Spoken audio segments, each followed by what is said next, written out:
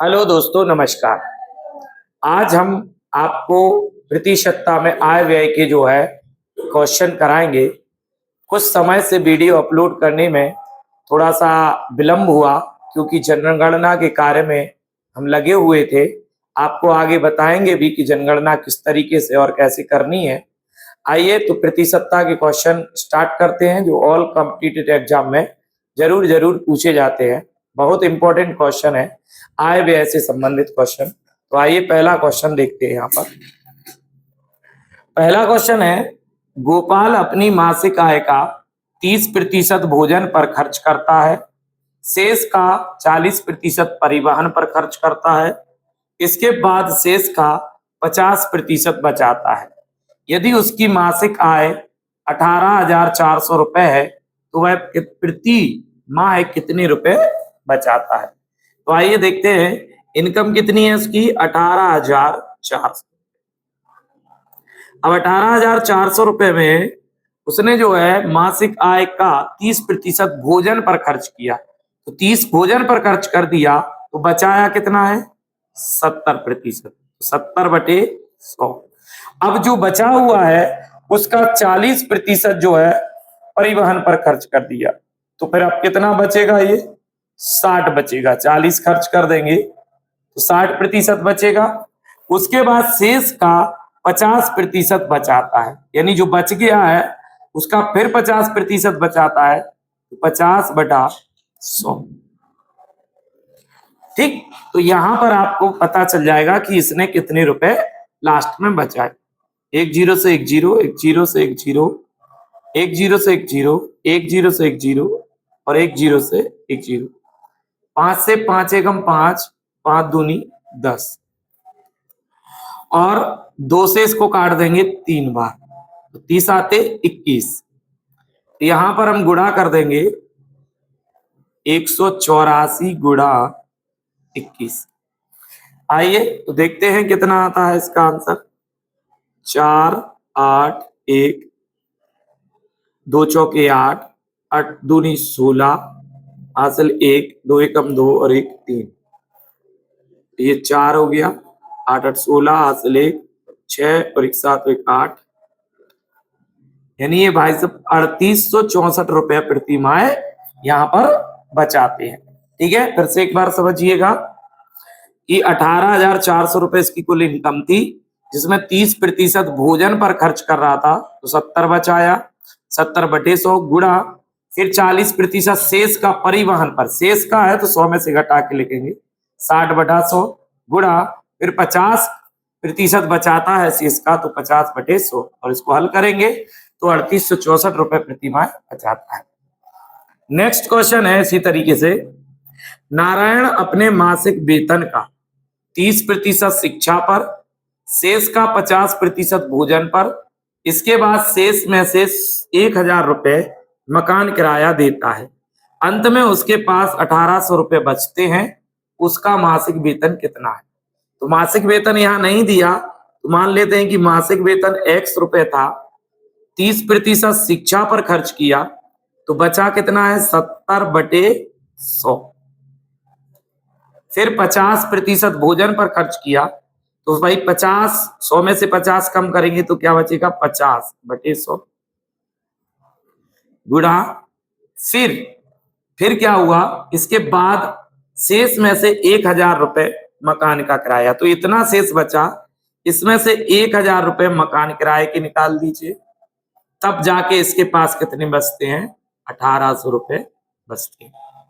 आइए देखते हैं, इसको करेंगे x इंटू 700, काट लेते हैं पहले, एक जीरो से एक जीरो, एक जीरो से एक जीरो। अब बचा हुआ है x गुणा 7 गुणा 5/100 बराबर 1,000 उस साइड चला जाएगा तो ये 2,800 हो जाएगा। अब इसको काटेंगे तो 7 चौके 28 और 5 से काटेंगे तो 5 अट्ठे 40, जीरो, और 80 का 100 में गुणा करेंगे तो यहां पर 8,000 रुपए इसकी क्या थी, मासिक वेतन था। देखिए अगला क्वेश्चन है, एक आदमी अपनी मासिक आय का 5% निर्धन कोष में दान करता है, शेष का 20% बचत बैंक में जमा करता है, अंत में उसके पास 1919 रुपए बच जाते हैं, उसकी आय कितनी थी? तो मान लीजिए कि उसकी आय पहले x रुपए थी, अब 5% निर्धन कोष में दान करता है तो कितना बचता है? 95/100। 5% निर्धन कोष में दान, 100 में से 5 गए, 95/100 गुणा 20% बचत बैंक में जमा करता है, तो 100 में से 20 बचत में कर रहा है तो कितना बचा? 80/100। तब इसके पास कितने रुपए बचते हैं? 1919, बराबर में 1919।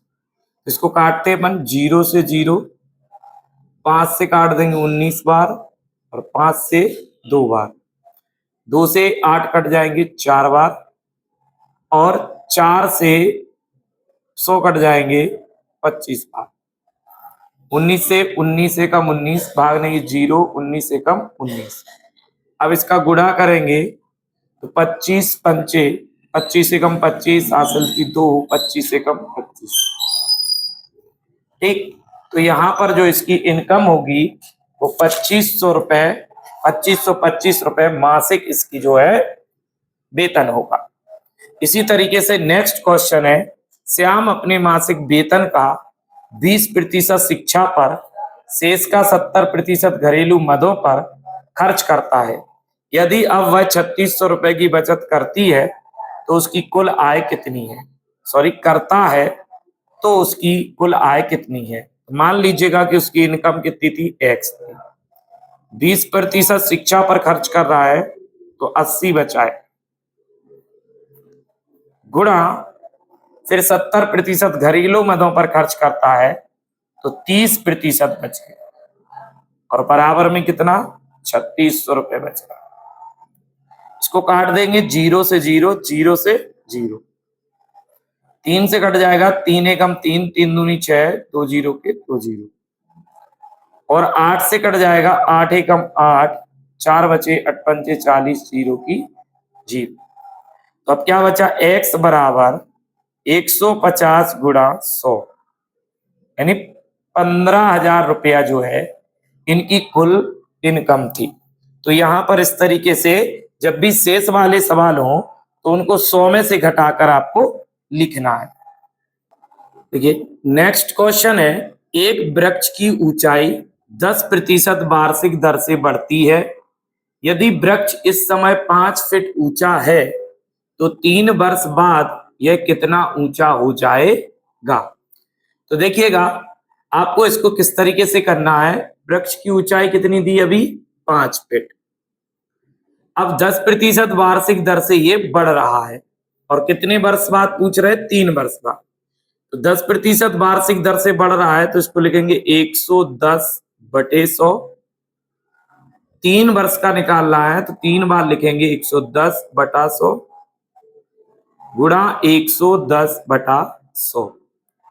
ध्यान रखिए जितना टाइम दिया होगा उतनी बार हम इसको गुणा करके, वृद्धि हो रही है इसलिए इसको 100 पर जोड़कर लिखेंगे।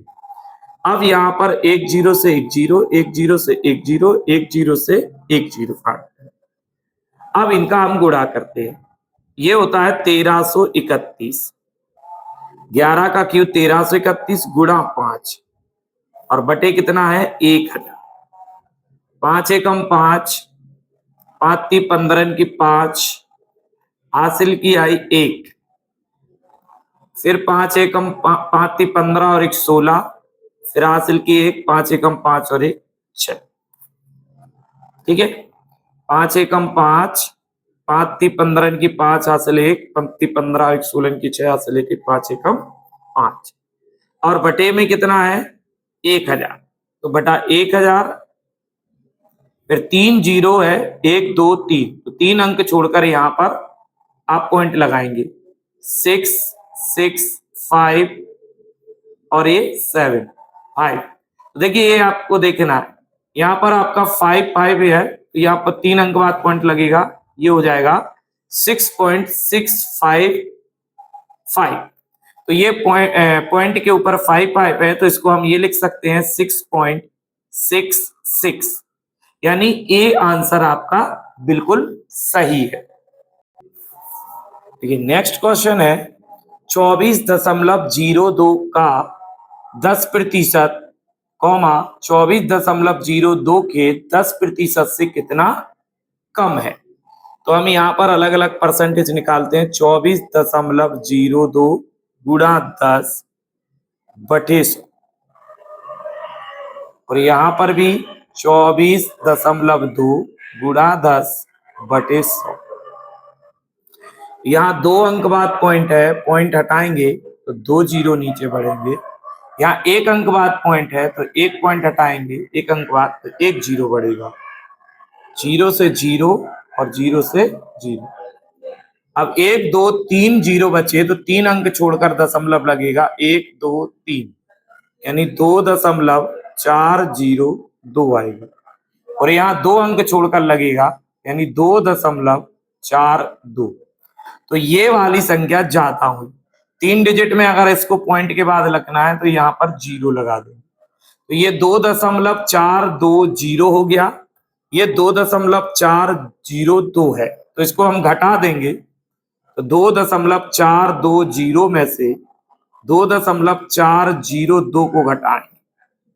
10 में से 2 गए 8 बचा, या 1 बचा। यहां पर आपका जो है 0.0 यानी इसका आंसर होगा 0.018। ये कम है तो ऑप्शन नंबर बी आपका सही हो जाएगा। नेक्स्ट क्वेश्चन है यदि p का p% 36 है तो p का मान क्या होगा। आइए देखते हैं। p का मतलब गुणा p प्रतिशत, प्रतिशत का निशान हटेगा तो नीचे 100 बराबर 36। तो यहाँ पर क्या होगा p स्क्वायर होगा बराबर 100 का 36 में गुणा 3600। तो p स्क्वायर बराबर 36 को क्या लिख सकते हैं हम 60 का स्क्वायर, स्क्वायर से स्क्वायर कैंसिल और p बराबर क्या आ जाएगा 60। यानी ऑप्शन नंबर डी सी आपका बिल्कुल सही है। p प्रतिशत बराबर 36 है तो p का मान क्या होगा 60 होगा। नेक्स्ट क्वेश्चन है यदि a प्लस b का 15% बराबर a माइनस बी का 25% है तो b का कितने प्रतिशत a है। तो आइए देखते हैं। a प्लस बी का 15%, 15/100 बराबर है a माइनस बी के 25% यानी 25/100। 100 से 100 कैंसिल हो गया, 5 से ये 3 बार और 5 से ये 5 बार, 5 × 15 5 25। 3 का अंदर गुणा करेंगे तो 3a प्लस 3b बराबर 5a माइनस 5b। a को एक साइड लेके आएंगे 3a माइनस 5b, 5a बराबर माइनस 5b माइनस 3b। ये उस साइड जाएगा तो माइनस का हो जाएगा। अब यहां पर बचा माइनस 2a बराबर माइनस के 8b। ठीक है, माइनस से माइनस कैंसिल हो गया। a/b बराबर बचेगा 8/2। इसको और काटेंगे तो 4/1 यानी a की वैल्यू 4 है और b की वैल्यू 1 है। अब पूछा क्या है तो b का कितना प्रतिशत a है। तो b का कितना प्रतिशत a है तो a 4 है और b से पूछा है तो 1 गुणा में 100 और 1 का भाग 100 में देंगे तो 100 ही बार जाएगा। 100 गुणा 4 ये हो जाएगा 400%। तो 400% किसमें है डी वाले ऑप्शन में आंसर। तो आपका डी आंसर बिल्कुल सही होगा। तो दोस्तों वीडियो अगर पसंद आया हो तो वीडियो को लाइक करें, सब्सक्राइब करें, कमेंट करें और बेल आइकन जरूर दबाएं जिससे नई वीडियो आपके पास तुरंत पहुंचे। और अगर वीडियो को फेसबुक पर देख रहे हो तो हमारे फेसबुक पेज को जरूर फॉलो करें। ऐसी ही बेसिक कॉन्सेप्ट के साथ आपको हम मैथमेटिक्स पढ़ाते रहेंगे। जय हिंद, जय भारत।